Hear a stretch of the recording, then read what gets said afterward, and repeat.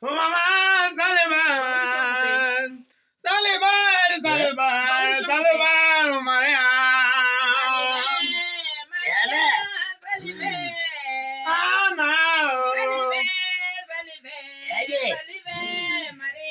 Anungo nyingi, mama anungo nyingi. Maria.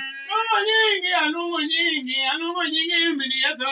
Salibe, Maria, Salibe. Uganda lama, mama Tanzania lama.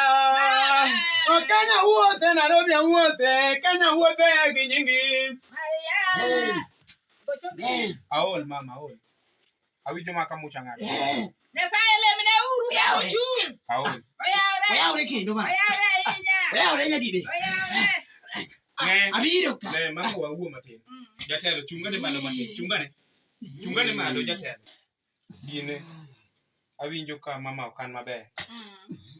Jalle buoga odaka. Ang nariyan. Mane kaka joro ndimore jatich ruoth. Lamna lamo sai. Mama ya. Oyaure. Kone uda. Oya matin. Aneno weche mo. We olane nya jatich ni eri matin. Wabiro chiko ka yuti Nyasaye. Wadhi duogo ka. Moza. Sani. Wabiro lam mana machuo. Ano kan Musa, ango milunga ni Musa. Jehova. Nyasaye ma duogo kamano. Wakawinjo mako wacho ni Musa. Ok kamano. Oyaure ki. Oyaure ma. Oyaure. Abiro dwaro koti mara ting.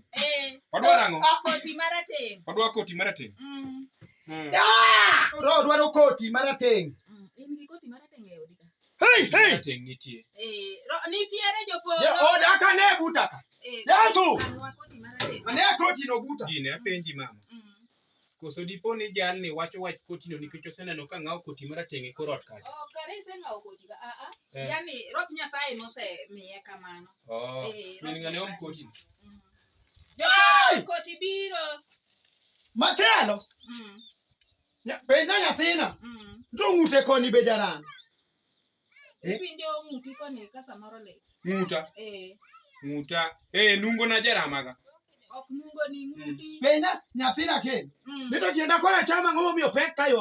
Be winjo tiendi kora cham. Tienda kora cham pek kayo. Tienda kora cham. Gine. Tienda kora cham tok pek kayo. Lueta makor kachiche ma pek da. Ni jopolo mana luete. Hey. Kona nyathina niya. Sam wabiro lemo. Wabiro dwaro gweno. Gweno. Biro bero gweno maduong'. Okamulo. Tibiro tede. Biro chielo maber. Iwinjo wachno. Bam gweno ni. Biro rwane go ng'ute. Marame ni. Okuno muogo bedi. Guno muogo no. Biro rwane go tiende mapek ni. Alot sokomo bedi. Biro kwaye ye wiye mondo liedi. Aneno wechego. Wawuo jatelo. Iwacho ni gweno itedo ka sirwana go ng'uta. Itedo tirwani go. Mano ok nyal timo. Mami winjo. Jati Nyasaye ni en gi pache moro koso nango minoda. Yesu. Yes. Gima timore niya. Okang' na yang gweno sani. Yes. Gweno no abiro yango to kusewuoka. To minoda ni rwana godo ng'uta ka wantiere ka to modong. Wachamo. Nikech yango gweno ka sani. To kitamo gweno no ka to ok dhi bedo fine. Ok dhi bedo maber. Mama. Mama. Kona nyathina. Yath ni e paw dot ka. Machama gi kalo kama. Ka gi kalo yadh no kama. To yadh no nitiere kaka keto winjruok onge kindgi. Yath onge ka. Ere yadh no? Yath onge ka. Mana neno. Ere ya. Aneno mano. Mama kone ni biro hinye. To kwadonjore kaka Jonabi. To dhi hinye. Kona go ni chieng' wabiro nindo koseted gweno. Kae to kiny kowuok okinyi. To ngano biro bede. Mandas biro go. Oyie godo jopolo. Dungo dog ne Yeso. Kose go mandas. To mandas ibiro kete liare kama yadhi ni nitie. Ber mandas makona adek. Ibiro ket mandas 6. To gikalo winjruok biro bedo. Chak bendo bedie. Chai mar chak ibiro luokne go lwetgi ko gimakore. Biro chala dus. Polo emo neno. Chai mar chak modong' na biro madho. Nyasaye iseneno ka jatich ni otiyo matek ya ruodh ngima. Ero kamano. Ko kisemeda teko in ruoth Yesu. Ero kamano. Amen. Koro e jatich Nyasaye mae koti mi wacho ni mondo mi ami lemnwa. Apani kineno to en koti ma pod nyien aserwake ma dichiel. En aseyango ma kode jamni ka dichiel. Apani nyaneno ka en koti man nyaka gi iwe. En koti maber. Koro adhi mi koti no gi siling pesa moka matin. Bende ulamnwa Nyasaye. Donge wadwa ligwedho gi e pokne gi leme ma kuru koti.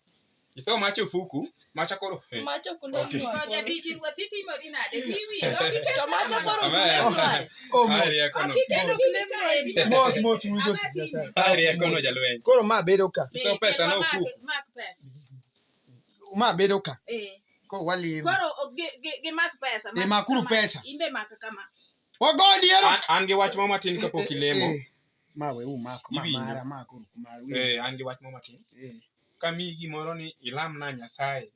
Kik ichak isoyo fuku kendo nyaka chieng' moro itho ya e pinyni. Opaki Yesu jatich. Opaki Yesu manu maruoth. Opaki Yesu manu. Mama kawo pesa. Erokamano. Mak pesa. Leme koti, gwedh koti. Gwedha koti. Dogi neno kako neno. Pesa no mari mama. Dogi neno kako timore. Duogo ni erokamano Nyasaye neno ka wuodi ochiwo gi chuny maler. Ok ochiwo ok oparore. Kawa lufu omiyo Jonabi odhi ong'iewo go sabun kuom tich matek. Kawa koti omiyo adhi atigo tiji e dolo. Goni erokamano Nyasaye. Kwawuok kama richo madwa wuogo Yesu ing'adi. Ing'adi Yesu. Richo madwa weka bende kethi. Wawuok ka wawe kwelilo. E nying Yesu ma Nazareth. Amen. Erokamano. Koro wan watieko. Wasetieko. Wan wadhi. Kawo pesa no imi nyamiyo. Dogi neno kako timore.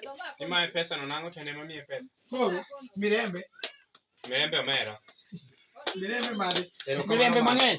Udongi kwe. Udak maber. Kwe mari. Koti neno udhigo koso? Udhi gi koti. Malo waseleme. Wadhi tiyo nego Nyasaye Paris. Kwe mar Kristo dhi na kodhi. Kwe mar Kristo. Beduru gi kwe. Neno jatich Nyasaye ma wuoyi no. Anene kako timore maber. Kendo mama cha tinge ni ber, mama cha wuoyi maber serious. Jatich Nyasaye na. To ma wuoyi ni. Anene maber kako timore. En gi nia moro. Kendo chalo mana gima wuotho e miere matindo gi madongo komanyo pesa. Mami wach Nyasaye adier. Achich gi jogo kabisa. Kik walaw giwinjo. Osetimore. Koro kata ang' odhi ochamo pesa ni. En ema kuom gidong' e wiye gi ode gi nyithinde duto te. Wan koro wawe wechego e lwet Yesu. Nyasaye nobed jang'ad bura makare kendo wadwa neno bad Nyasaye. Dong' wagolo siling 1,000 ka gi koti.